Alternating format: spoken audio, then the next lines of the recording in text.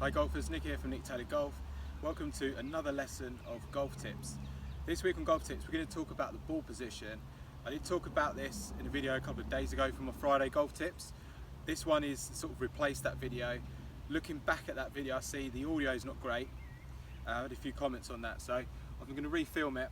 So you may have seen the video, but if you haven't, obviously enjoy it. If you have seen the previous one, it may be worth still watching this. There may have been a few bits you didn't hear, and there's going to be a couple of bits I'm going to add into it as well. So we're going to talk about ball position today, and the most common ball position after speaking to people that are coach and custom fitted is most people have sort of a variable ball position. So they'll move the ball up and down their stance. For example, with a wedge there'll be sort of middle to back, 7-iron, sort of centre of the stance, and then fairway wood towards the left foot, and then driver probably off the left foot. So you can see how the ball's moving up and down the stance. And I'm going to talk to you about how I set up for the ball position, how I find the most consistent way to do that, because if you've seen any of my videos talking about the grid which I've set up here, you'll know that moving the ball up and down your stance, moving it in a different place in relationship to your left shoulder, creates a different sort of swing path. And that's why a lot of people may struggle to draw the golf ball with the longer clubs further forward. They may find with the wedge and the 7-irons are making better contact. So I'm going to talk to you about how I set up using the golf position, how I use the grid to help me with that. So if I step in the grid here, I'm going to start off with a 7-iron here just to explain my standard ball position.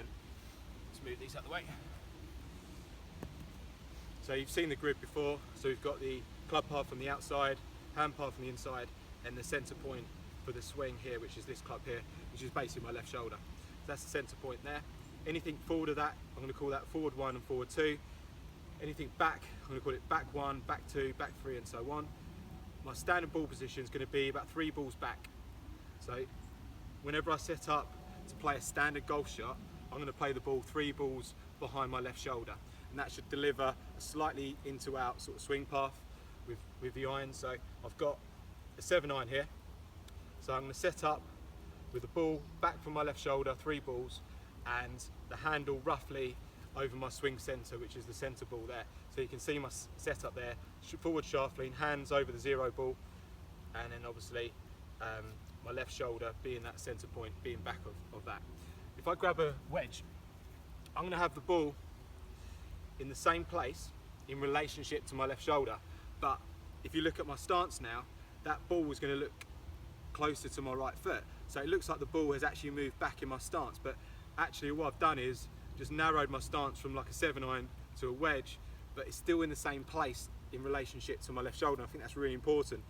If I didn't have these grids set up here, it may look like I've moved the ball back in my stance, which I kind of have, because it's closer to my right foot, but it's actually in the same place in relationship to my shoulder, and that's really key for all these golf shots. So if I grab a fairway wood now, as I set up, obviously a bit further away, and I'm going to stand even wider now. So my stance to my fairway wood here is probably just wider than my shoulders, and now the ball appears a lot closer to my left foot because my right foot's further back here, but it's still in the same place in relationship to my left shoulder. I think it's so important, especially with these fairway woods. See a lot of golfers edging the ball too far forward.